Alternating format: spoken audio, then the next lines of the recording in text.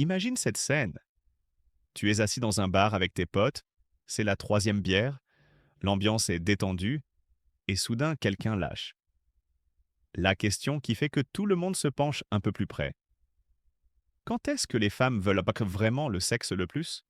Genre, vraiment, pas la version politiquement correcte. Et là, tout le monde a une théorie. Ton pote Marc dit que c'est quand elles ovulent, il a lu ça quelque part. Thomas pense que c'est quand elles sont amoureuses. Un autre dit que c'est quand elles veulent quelque chose. Mais personne ne sait vraiment. On opère tous sur des suppositions, des espoirs, et cet article qu'on a lu il y a 5 ans et dont on se souvient à moitié. Alors laisse-moi te donner la vraie réponse. Et je te préviens tout de suite, ce n'est pas ce qu'on t'a raconté. Ce n'est pas ce que les films te montrent. Et c'est définitivement pas ce que ton ego veut entendre. Moi, j'ai découvert cette vérité complètement par hasard. Je sortais d'un divorce difficile, j'étais en train de lécher mes blessures et d'essayer de comprendre où tout avait merdé dans ma vie. Je me suis remis à dating, et tu sais ce qui m'a complètement retourné le cerveau? Les femmes qui me draguaient, et je veux dire qui me draguaient agressivement, c'était pas les femmes de 20-25 ans auxquelles je m'attendais à être invisible. Non. C'était des femmes dans la quarantaine, certaines même proches de la cinquantaine. Et elles arrivaient avec une intensité qui faisait ressembler les 10 années d'intérêt tiède de mon ex-femme à une mauvaise blague. Ces femmes savaient exactement ce qu'elles voulaient, quand elles le voulaient, comment elles le voulaient. Et elles ne jouaient aucun jeu. Zéro manipulation. Zéro ambiguïté. Dans cette vidéo, je vais te révéler ce que personne ne te dit sur le désir féminin. Et fais attention parce que ça va retourner absolument tout ce que tu crois savoir. Cette petite jeune que tu as épousée à 25 ans, elle ne sait même pas encore de quoi son corps est capable. Elle est encore en train de lire le manuel d'instruction. Elle s'inquiète de comment elle a l'air avec la lumière allumée. Elle performe ce qu'elle pense que le désir devrait ressembler, basé sur des comédies romantiques et des romans à l'eau de rose. Mais cette divorcée de 45 ans qui vient de t'envoyer ce texto à minuit, frère, elle opère sur une fréquence complètement différente. Et si tu n'es pas préparé, elle va te manger tout cru. Reste jusqu'au bout parce que je vais te montrer exactement quand les femmes atteignent leur vrai prime sexuel. Pourquoi ça n'a presque rien à voir avec l'âge de leur corps et comment ça peut transformer ta façon de voir les relations pour toujours. Alors pourquoi personne ne parle de ça? Pourquoi on continue à vendre aux hommes cette idée que jeunesse égale désir? Parce que c'est facile, c'est confortable, et surtout, ça ne force personne à remettre en question ses choix ou à évoluer. Mais si tu veux vraiment comprendre les femmes, et pas juste la version magazine de ce qu'elles sont censées être, tu dois accepter quelques vérités inconfortables. Première vérité inconfortable, et c'est celle qui va faire le plus mal. Cette fille magnifique que tu as épousée à 25 ans, celle qui semblait tellement désirable, tellement parfaite, elle ne savait probablement même pas ce qu'était le vrai désir à ce moment-là. Et spoiler, toi non plus. Laisse-moi t'expliquer ce que j'appelle le sexe performatif versus le sexe habité. Et une fois que tu auras compris cette distinction, tu ne pourras plus jamais voir les relations de la même façon. Les jeunes femmes, et je parle globalement de la vingtaine et début trentaine, elles sont encore en train de performer la sexualité. Elles sont en dehors de leur corps, en train de se regarder comme si elles étaient dans un film, en train de juger leur propre performance, de se demander si elles font ça correctement. Tu vois ce que je veux dire? Elles s'inquiètent de leur ventre. Elles s'inquiètent des bruits bizarres. Elles s'inquiètent d'être trop agressives ou pas assez agressives. Elles ont cette voix dans leur tête qui commente en temps réel comme un putain de critique de cinéma. C'est du sexe comme revue de performance. Du sexe comme maintenance de relation. Du sexe parce que c'est samedi soir et que c'est ce qu'on est censé faire. Du sexe parce qu'elles ne veulent pas que tu sois contrarié. Du sexe parce que c'est ce que font les copines. Mais ce n'est pas du sexe parce que chaque cellule de leur corps le réclame. Ce n'est pas du sexe parce qu'elles vont exploser si elles ne l'ont pas. Maintenant, contraste ça avec une femme de 45 ans qui sait qui elle est. Elle ne performe rien. Elle habite son corps. Elle est complètement présente à l'intérieur de son expérience, prenant ce qu'elle veut, donnant ce qu'elle choisit de donner. Elle ne s'inquiète pas de ses vergetures parce qu'elle les a gagnées. Elle ne se préoccupe pas d'être trop bruyante parce qu'elle a appris que son plaisir compte. Elle ne pense à rien d'autre qu'à la sensation, à la connexion, à l'expérience physique brute. Je vais te raconter exactement quand j'ai compris ça. J'étais avec cette femme de 43 ans dont je t'ai parlé. On était au lit après ce que je ne peux décrire que comme une expérience qui a redéfini ce que je pensais être possible physiquement. Et elle s'est mise à rire. Pas un petit rire gêné, un vrai rire profond, libéré. Je lui demande ce qui est si drôle. Et elle me regarde avec ses yeux encore un peu dans le vague et elle me dit: si quelqu'un m'avait dit à 25 ans que j'aurais le meilleur sexe de ma vie à 43 ans, avec un homme plus jeune, j'aurais pensé qu'il délirait. Je ne savais même pas que mon corps pouvait faire ce qu'il vient de faire. Je ne savais pas que je pouvais vouloir quelque chose à ce point, avec cette intensité, sans aucune honte ou retenue. Et puis elle a dit la phrase qui m'a vraiment marqué.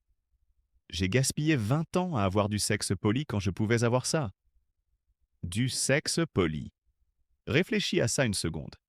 Combien de femmes sont là, en ce moment même, en train d'avoir du sexe poli? Du sexe comme obligation sociale.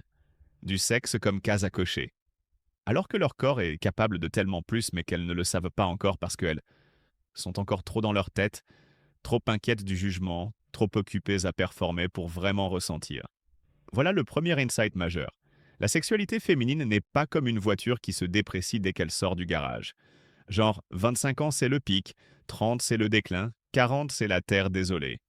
C'est des conneries absolues marketing pour vendre de l'insécurité aux jeunes femmes et de l'invisibilité aux femmes mûres. Ce qui se passe vraiment, c'est que la sexualité féminine est comme un vin complexe qui a besoin de temps pour se développer pleinement, pour atteindre son vrai potentiel, pour arrêter de se soucier de ce que dit l'étiquette et commencer à se concentrer sur comment il goûte vraiment.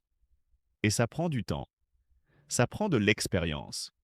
Ça prend de laisser tomber les merdes mentales que la société te colle sur le dos depuis l'adolescence. Mais attends, tu te dis peut-être d'accord, c'est une belle théorie, mais qu'est-ce qui change vraiment? Pourquoi précisément autour de 40-45 ans? Est-ce juste une question d'expérience ou il y a quelque chose de plus profond qui se passe? Et c'est là que ça devient vraiment intéressant parce que c'est pas juste psychologique. C'est une combinaison de facteurs qui s'alignent tous en même temps, comme une putain de tempête parfaite de désir. Il y a 3 facteurs majeurs qui doivent s'aligner pour qu'une femme accède à son vrai prime sexuel. Et ces 3 facteurs se rencontrent rarement avant la quarantaine. C'est pour ça que ce phénomène est si concentré autour de cet âge. Écoute bien, parce que comprendre, ça va te faire voir les femmes d'une façon complètement différente. Facteur numéro 1, les circonstances de vie. Imagine une femme de 30 ans avec 3 enfants de moins de 5 ans. Tu sais ce qu'elle veut? Elle ne veut pas de sexe. Elle veut dormir. Elle veut 5 minutes où personne ne la touche. Elle veut que son corps lui appartienne à nouveau parce que toute la journée, elle a des petits humains qui grimpent sur elle, qui l'attirent, qui ont besoin d'elle physiquement et émotionnellement. Son corps est plus jeune, théoriquement dans son prime physique, mais sa vie l'épuise jusqu'à l'engourdissement.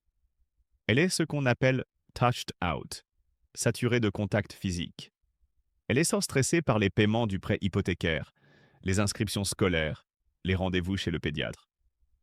Elle est tellement profonde dans son mode maman que se souvenir qu'elle est un être sexuel, c'est comme se souvenir qu'elle parlait français au lycée. Théoriquement possible, mais pratiquement non pertinent dans sa vie actuelle.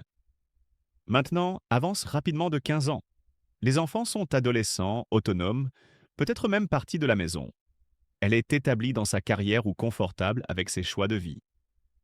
Elle n'est plus épuisée par l'allaitement ou la course après les tout petits.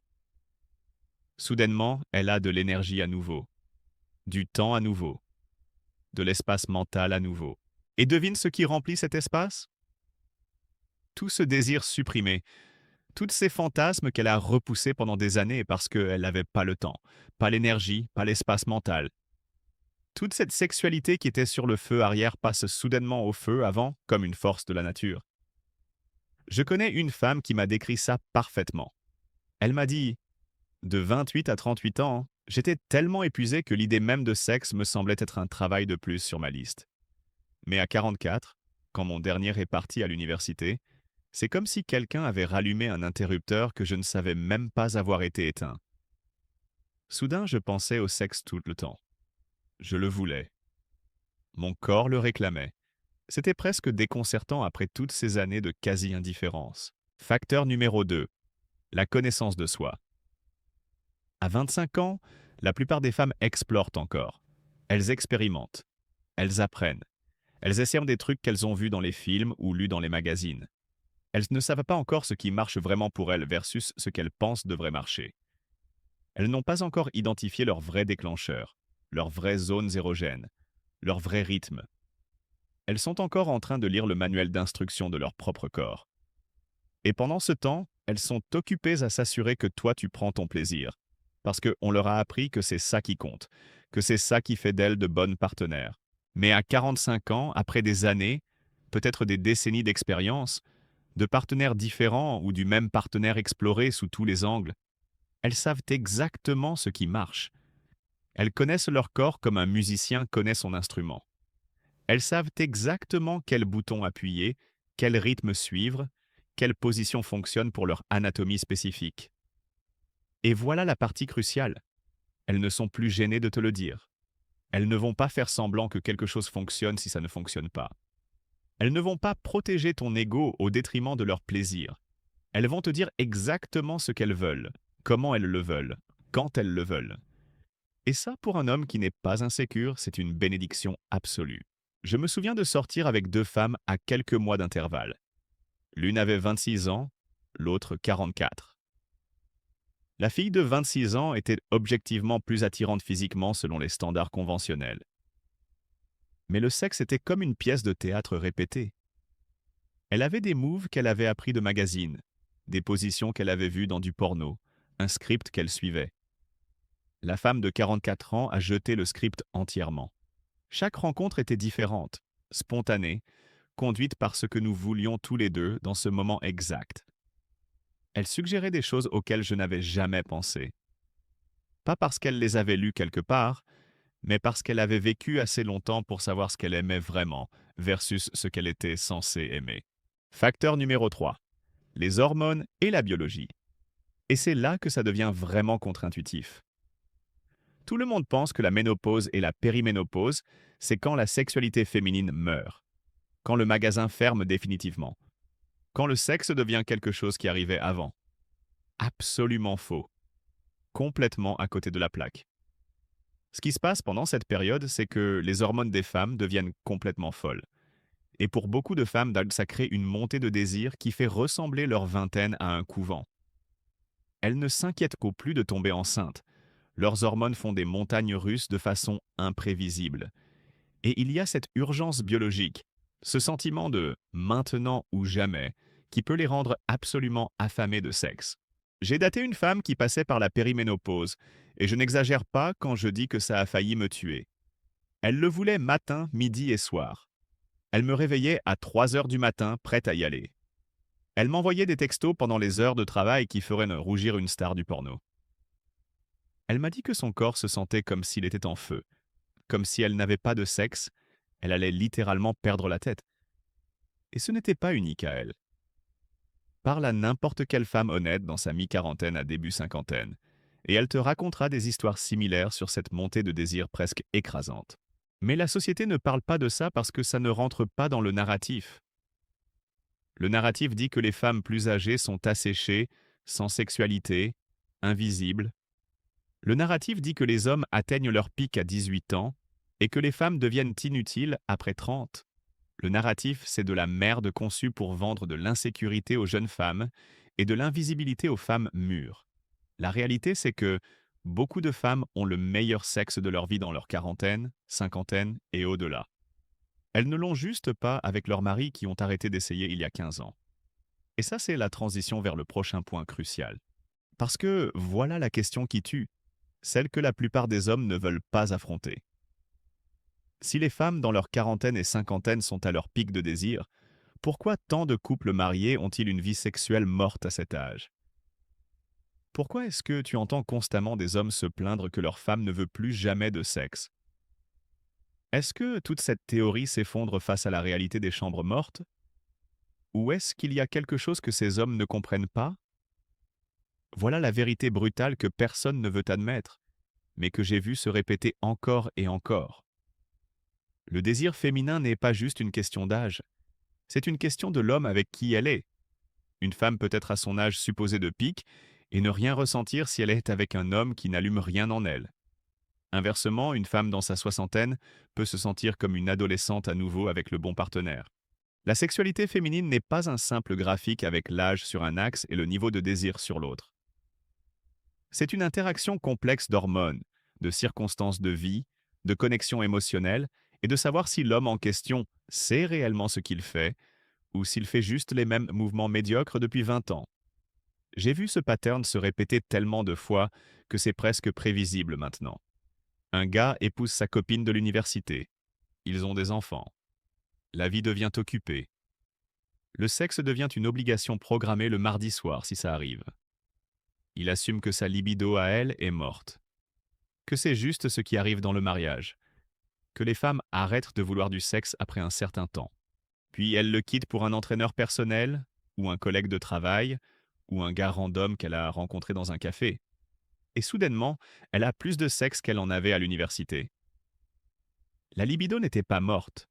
Elle était dans un coma induit par l'ennui, la routine, et un partenaire qui a arrêté de la voir comme un être sexuel et a commencé à la voir comme une gestionnaire de maison qui tolère occasionnellement ses besoins. Laisse-moi te donner un exemple concret. Je connais ce gars, appelons-le David, marié 18 ans. Pendant les 10 dernières années de son mariage, lui et sa femme avaient du sexe peut-être une fois par mois, et encore, c'était du sexe d'obligation. Elle regardait le plafond, pensait à sa liste d'épicerie, attendait que ça finisse. David était convaincu que sa femme avait juste une faible libido, que c'était comme ça qu'elle était câblée, que certaines femmes ne sont juste pas très sexuelles. Puis ils ont divorcé. 6 mois plus tard, David découvre par des amis communs que son ex-femme est dans une nouvelle relation. Et apparemment, ils peuvent à peine garder leurs mains l'un de l'autre. Ils partent en week-end romantique. Ils ont cette énergie de jeunes amoureux. David était complètement déboussolé, blessé, en colère.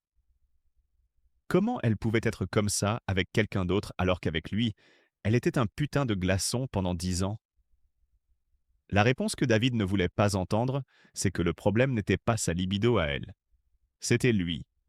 Ou plus précisément, c'était la version de lui qu'il était devenu dans le mariage.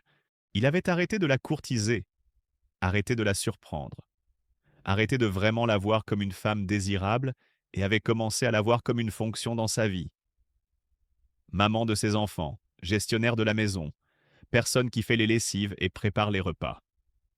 Le sexe était devenu une habitude, une routine, 5 minutes de missionnaire le samedi soir si elle n'était pas trop fatiguée. Pendant ce temps, elle évoluait. Son corps changeait. Ses désirs changeaient. Ce qui fonctionnait pour elle à 25 ans ne fonctionnait plus à 40. Mais David jouait la même chanson qu'il jouait depuis 15 ans, ne remarquant jamais qu'elle avait changé de station. Voilà le point crucial que les hommes doivent te comprendre. Si tu es marié à une femme dans sa quarantaine ou cinquantaine et que ta vie sexuelle est morte, ce n'est pas parce qu'elle ne veut pas de sexe. C'est parce qu'elle ne veut pas de sexe avec toi, de la façon dont tu le proposes actuellement. Tu la traites probablement encore comme la fille de 25 ans que tu as épousée, ne reconnaissant pas qu'elle a évolué. Ses désirs ont changé. Son corps a changé. Ce qui fonctionne pour elle a changé.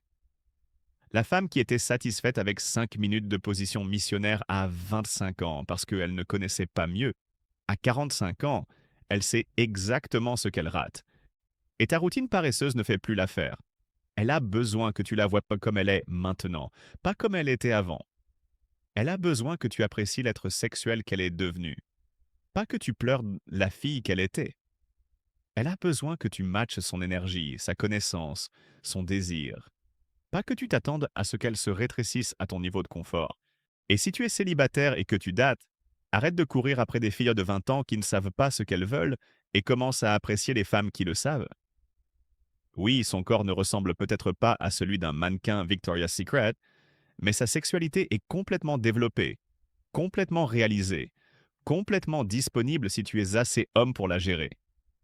Elle ne va pas prétendre que tu es incroyable si tu ne l'es pas. Elle ne va rien simuler pour protéger ton ego. Mais si tu peux vraiment livrer, Si tu peux la rencontrer où elle est, l'expérience fera que toutes les filles de 20 ans avec qui tu as été auront l'air d'être des répétitions pour le vrai spectacle. Voilà ce que j'ai appris de toutes mes expériences, et c'est probablement la chose la plus importante que je vais te dire. La sexualité féminine est responsive, pas spontanée. Les jeunes femmes n'ont souvent pas encore compris à quoi elles répondent. Elles expérimentent encore, apprennent encore, découvrent encore ce qui fonctionne vraiment pour elles, versus ce qu'elles pensent devrait fonctionner. Les femmes plus âgées savent exactement à quoi elles répondent. Et si tu ne le fournis pas, elles ne sont pas intéressées. Mais si tu le fournis, si tu touches ces déclencheurs qu'elles ont identifiés sur des décennies d'expérience, la réponse est volcanique. Une femme de 45 ans qui connaît son corps, connaît ses déclencheurs, sait ce qu'elle veut, et a trouvé quelqu'un qui peut le fournir, ce n'est pas une partenaire sexuelle. C'est une force de la nature. Elle n'est pas allongée là à se demander si ses cuisses ont l'air grosses. Elle ne performe pas un plaisir qu'elle ne ressent pas. Elle n'a pas de sexe parce que ça fait 2 semaines et qu'elle se sent coupable. Elle a du sexe parce que chaque cellule de son corps le demande. Parce que le désir est si fort qu'il est presque douloureux. Parce qu'elle a finalement appris que son plaisir compte autant que le tien. Alors maintenant que tu comprends tout ça, maintenant que j'ai détruit tes croyances sur l'âge et le désir, maintenant que tu réalises que tu as peut-être passé des années à regarder dans la mauvaise direction, qu'est-ce que tu fais avec cette information? Comment tu l'appliques à ta vie, que tu sois en couple ou célibataire? Et surtout, es-tu prêt à gérer ce que représente vraiment une femme sexuellement éveillée? 14h30, 16h30. Section 4, synthèse et call to action. Reprenons tout depuis le début pour que ce soit cristallin.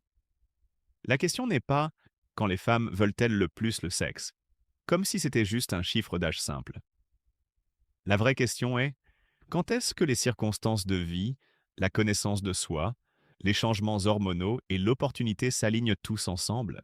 Pour beaucoup de femmes, cet alignement arrive dans la quarantaine et la cinquantaine. Elles ont élevé leurs enfants ou leurs enfants sont autonomes, elles ont trouvé leur confiance, elles ont arrêté de se soucier du jugement, et leur corps demande moins satisfaction, avec une urgence qui choquerait leur moi plus jeune. Mais voilà le truc.